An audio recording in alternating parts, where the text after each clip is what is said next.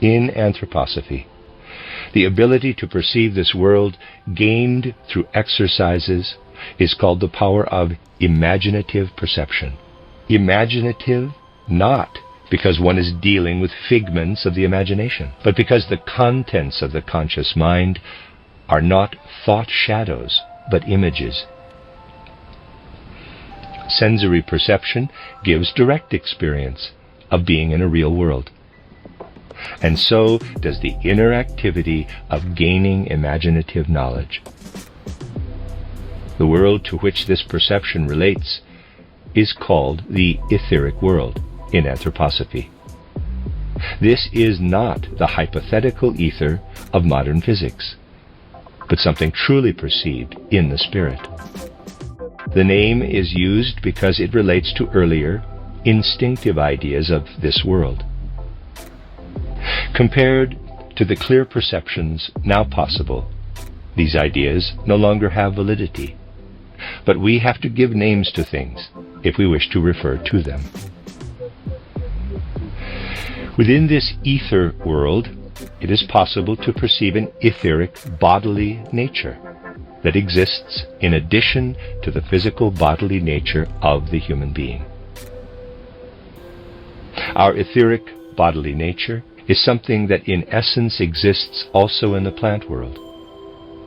Plants have an ether body.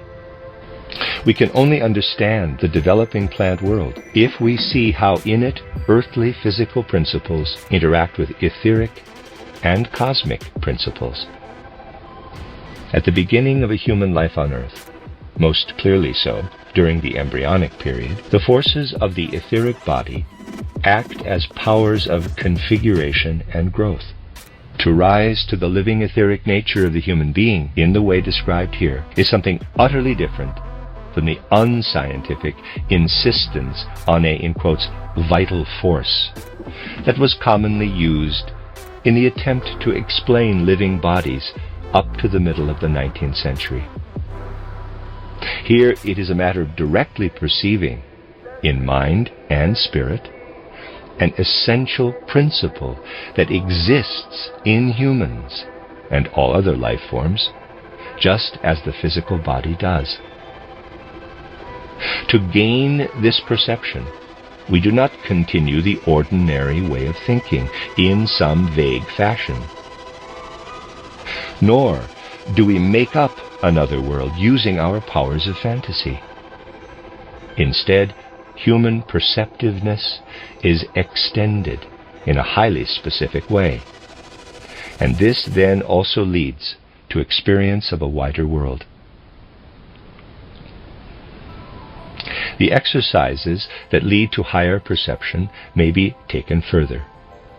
Through imaginative perception, we got to know a second aspect of our human nature.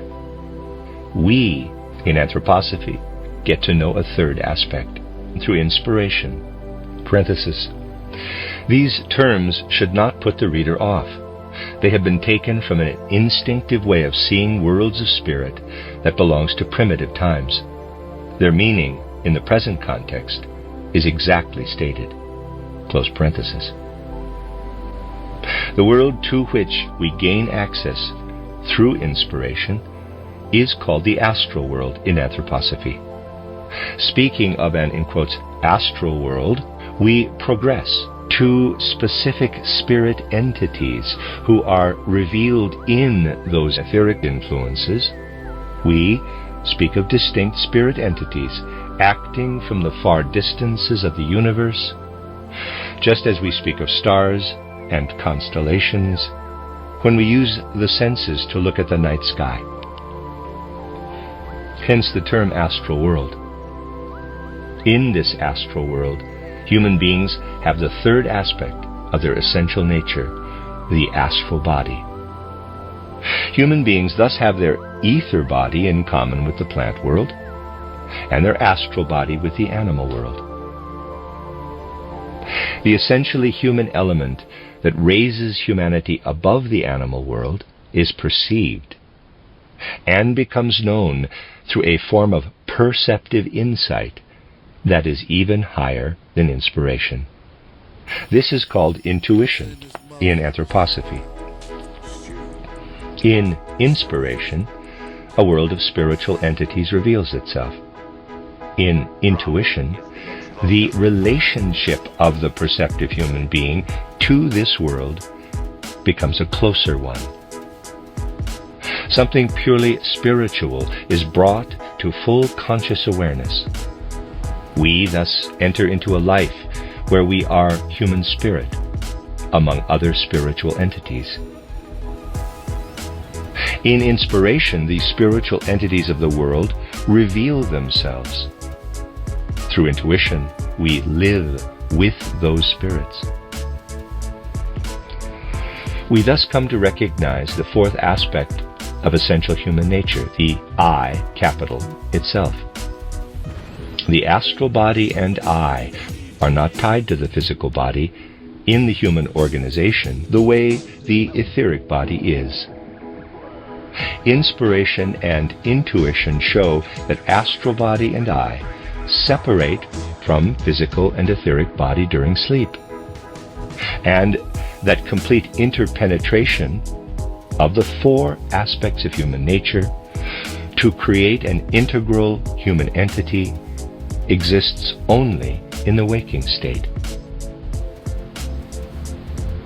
In sleep, the physical and etheric human body remain in the physical and etheric world, and we shall only be able to think of medicines when we develop knowledge of how an earthly substance or earthly process relates to the etheric, to the astral, to the I. Only then will it be possible to introduce an earthly substance into the human organism, or to treat the organism with an earthly activity to such effect that the higher aspects of the human being are able to develop unhindered.